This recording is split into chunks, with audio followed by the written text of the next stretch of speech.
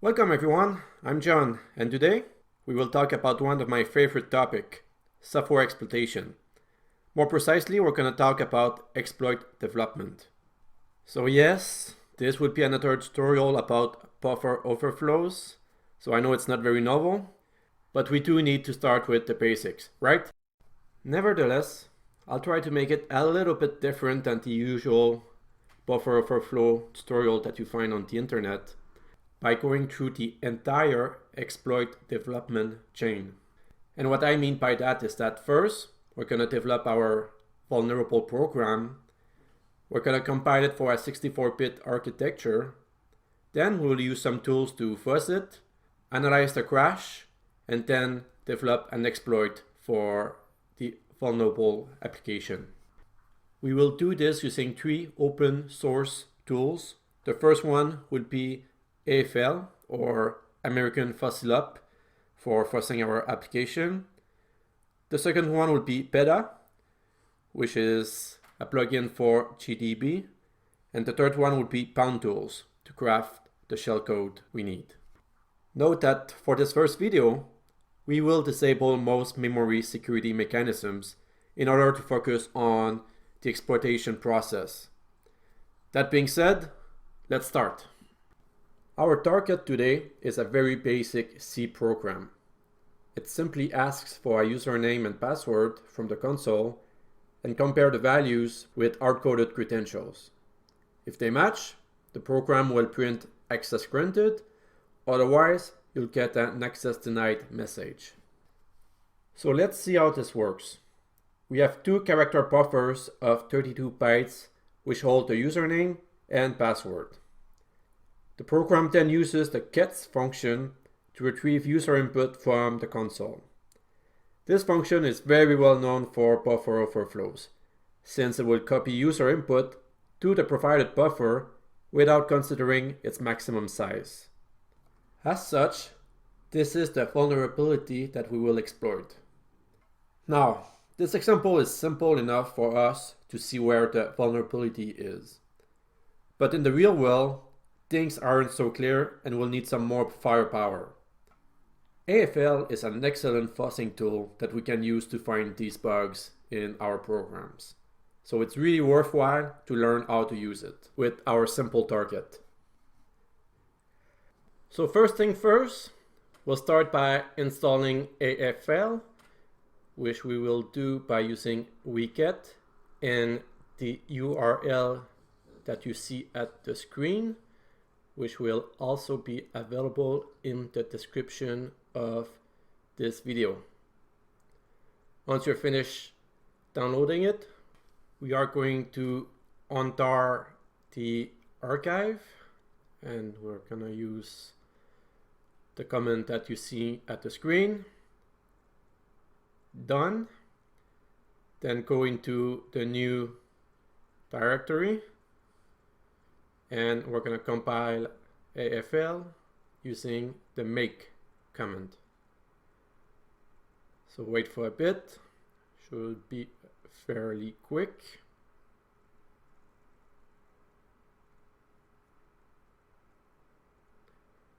And done.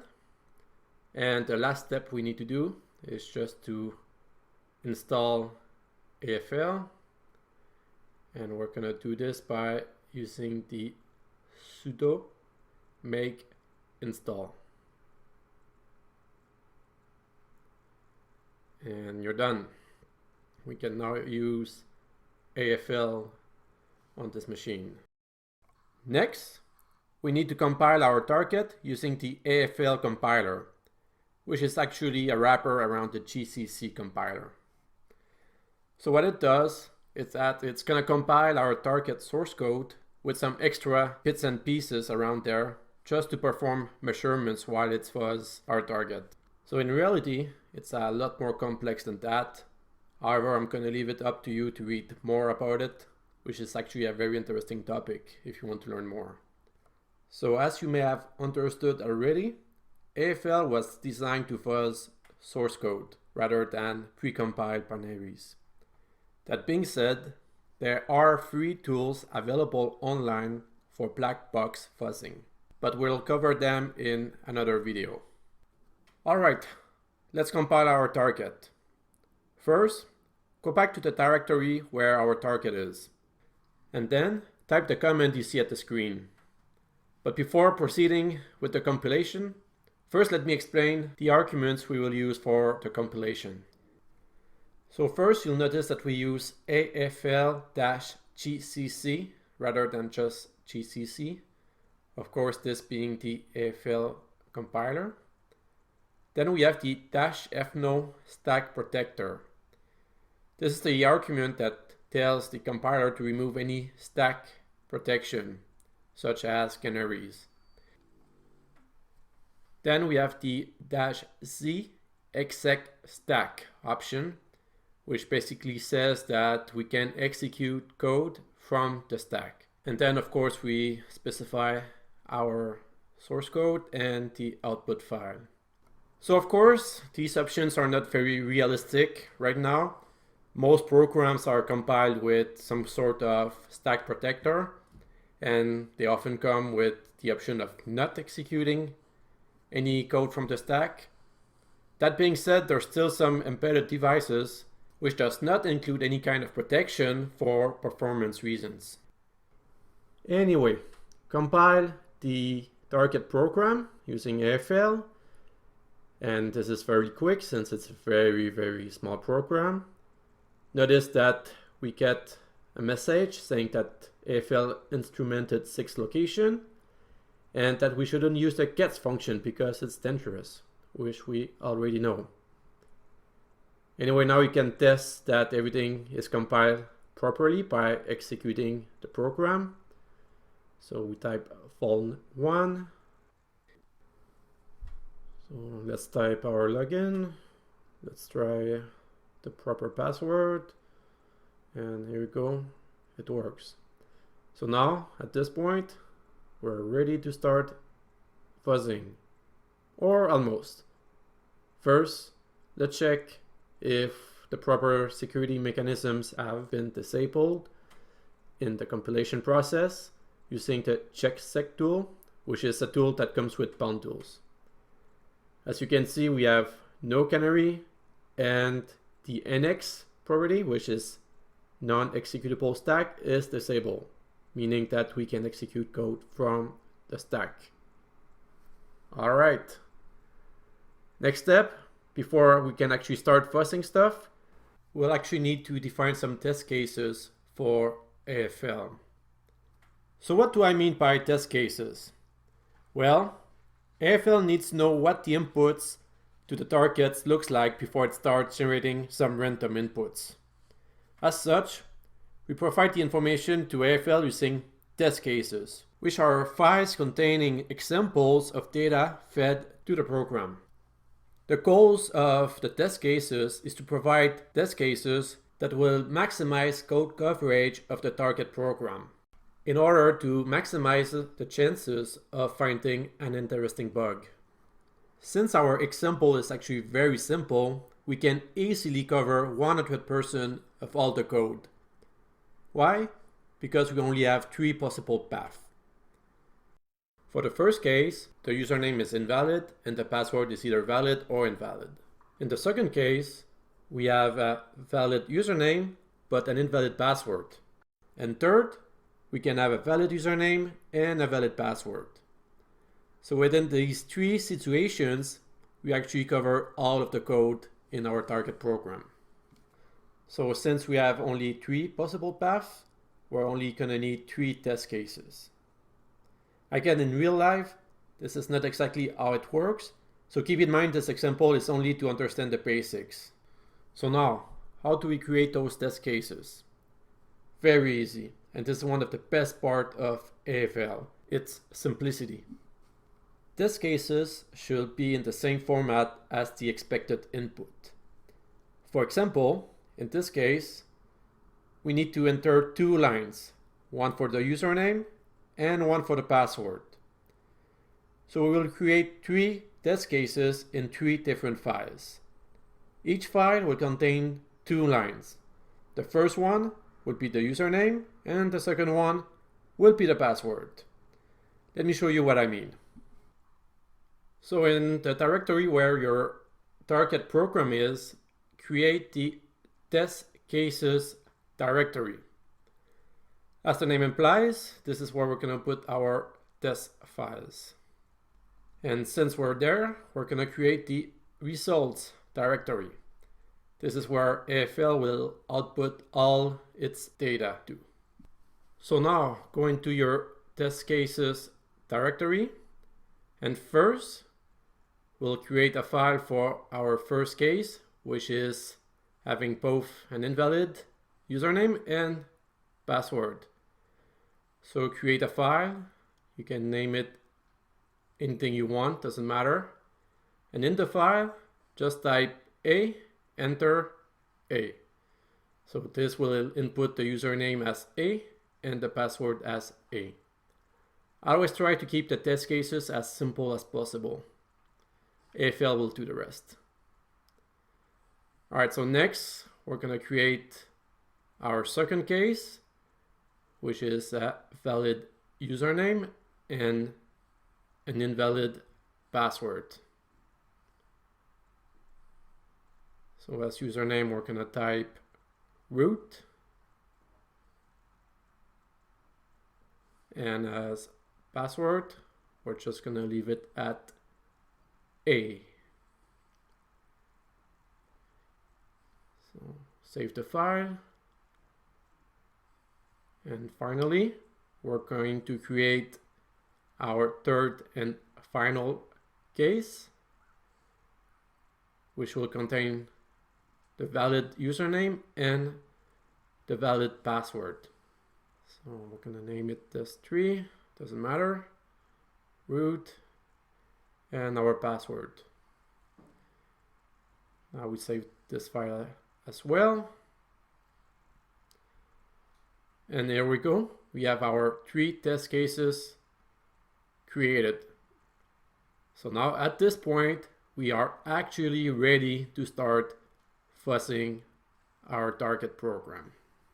So type the following comment: AFL-fuzz, which is the actual fuzzing program, -I test cases, which specifies where the test cases are, -O results, which will output the results into the given directory, and our program fol1, and press enter.